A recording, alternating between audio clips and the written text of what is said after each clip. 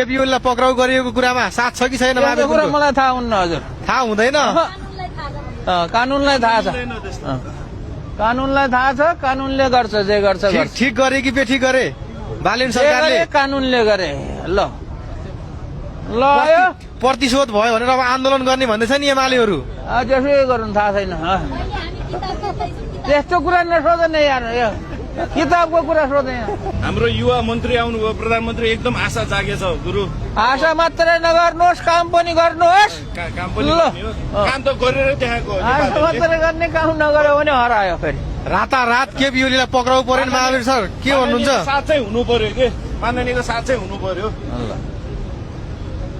सही कामको लागि साथ दिनु पर्यो। सही कामको लागि साथ दिने हो, खराब कामको लागि लात दिने हो। केपीओलीलाई पक्राउ गरेको विषयमा के छ, साथ छ कि छैन महावीर पुनको? सबै कल कारखाना चाहिँ खोल्नु पर्छ। सबै त खोल्दैन। होइन, प्रयास गर्ने हो नि, प्रयास त गर्नु पर्यो नि।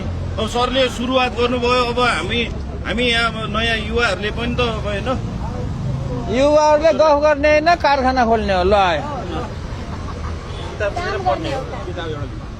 उता उता किताब लिने उता। ल हार्दिक बधाई।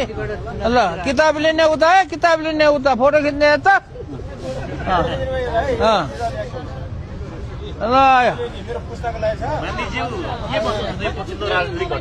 राजनीतिको कुरा म गर्दै गर्दैन, एक गर्दैन, दुई गर्दैन, तीन गर्दैन हजुर। नामबाट पुस्तकालय छ मेरो, पुस्तकालयको लागि मैले किताब सङ्कलन गरिरहेको छ। ल ल त्यहाँ पुस्तकालयमा म हजुरलाई नियुक्त गर्छु। रिबन काट्नुपर्छ। रिबन काट्दैन मैले कहीँको जिन्दगीमा। अब रिबन केही पनि बाँड्दैन। उद्घाटनमा म जाँदैन हजुर।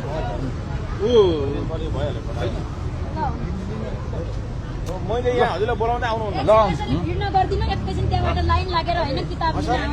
मैले बोलाएँ भनेदेखि आउनुहुन्न। उद्घाटनमा त आउँदैन, अरू बेलामा आउँछु। उद्घाटनमा चाहिँ आउँदैन कि। आयो आयो अलि पछि पछि पछि सर साथीभाइ।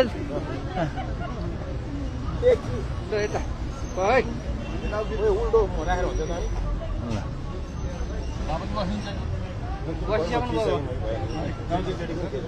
ल